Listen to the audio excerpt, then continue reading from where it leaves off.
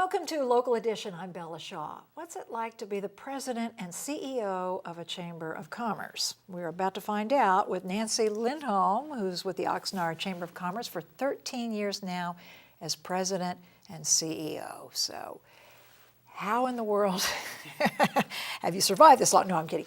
A board of directors actually decides who's going to be the CEO and president. Yes. Is that correct? Yes. The board of directors governs the organization, and they also select the CEO.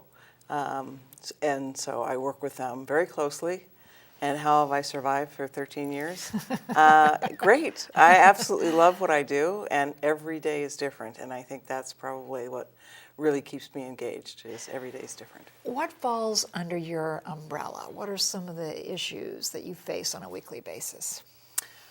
Well, we have a number of things that we consider top priorities, and when you have a lot of top priorities, that does keep you busy. But some of the things that are our top focus are we represent the interest of business with government. So depending upon what's happening on the local level of city government, county government, even state and federal issues, we are working on those to make sure that business interests are represented. We also promote the community. So if people have questions, if we can attract new businesses here, we're very proactive about having a strong local economy. So all the issues that fall under that category or that heading come through us. Also, we provide a lot of marketing and networking opportunities, so that keeps us busy. And we are politically active. So during the election cycle every 2 years, we're quite busy with that as well.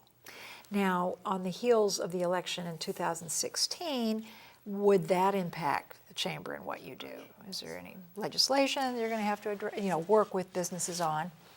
Well, obviously there were some propositions that either passed or did not pass that we were very concerned about. We were very fortunate that one that we were looking at was an initiative called the No Blank Checks initiative. It was, I believe, Prop 53, and it would have stopped some infrastructure projects statewide. So we're glad that that failed, just squeaked by, it failed. And also the legalization of marijuana in the state of California is a business issue, as well as the other concerns that go along with it. So we will be addressing some of the details that come with that. Let's talk about some of the other areas. You mentioned trying to attract new businesses into this area. Mm-hmm. And so what are the key things that go into play there? Well, we're working with the city to develop even more of a very strong economic development program, and we're glad to partner with them wherever we can. We took a project on a few years ago and did a community profile, which was a pretty good research project. It's gathering data from all kinds of different sources and compiling it into one document, so that if we have someone that's interested in maybe starting a business here, they can access that document and look at the demographics, look at the resources that are available here. And also, we had this profile document crafted so that if there were site selectors out there, professional site selectors looking for clients of theirs, that there would be some information that would attract them to Oxnard as well. Oxnard is a very young demographic, isn't it? It is. It is. We have a very young population.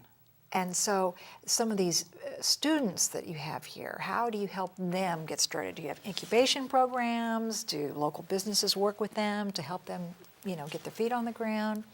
Well, we have a variety of programs, and these are recently developed programs because we listen to what our business members say their challenges are, and many of them are having challenges right now hiring qualified workers.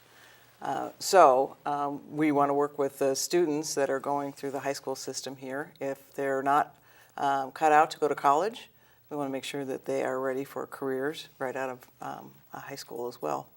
So we have a number of programs. One of the things that we do is we have a Young Entrepreneurs Academy. We've had that program for a couple of years now, and it's designed for middle and high school students. They actually will launch businesses during the school year that they go through this program.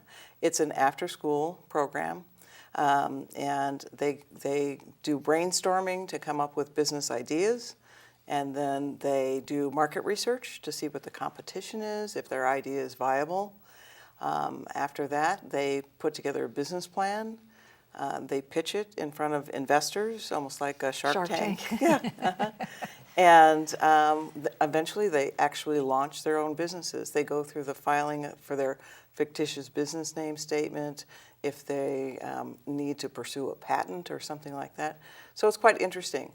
So all the students either launch their own or they partner with another student. And they come out of this program, 100% of those students graduate from high school. 98% of them go on to college. So it is a great character building program. There's probably some character development, or what to do or not do in an interview situation. Leave your cell phone at home and make eye contact. It's just a different generation.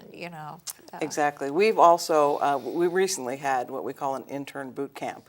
And we had more than 50 high school students. We brought over to a hotel here in Oxnard in the banquet room, and we had a little session and told them this is what you should do, this is what you shouldn't do.